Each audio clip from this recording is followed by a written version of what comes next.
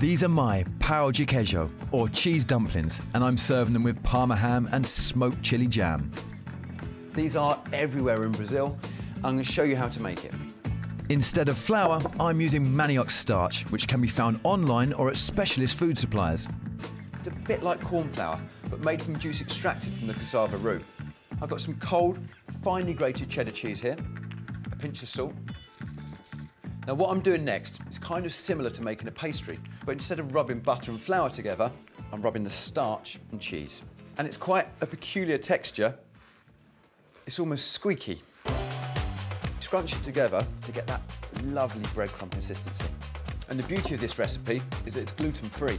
Right, next, eggs.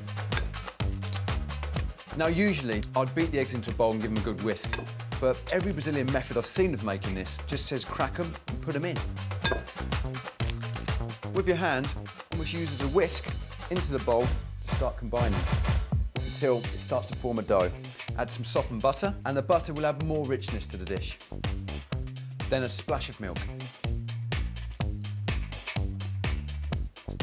Next, we're going to make the cheese dumplings. So I'm going to dust my hands with the manioc starch, a little ball's worth, into your hand, and then just roll into nice little balls.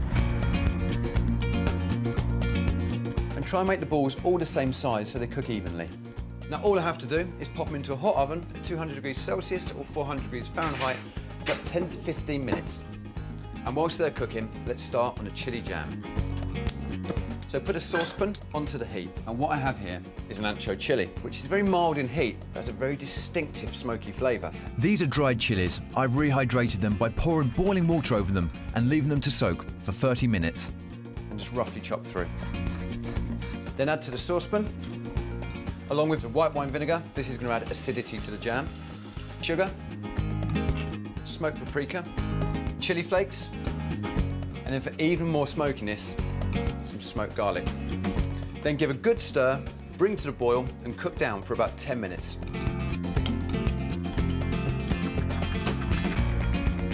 Once the jam is reduced, you have a lovely, strong, smoky smell.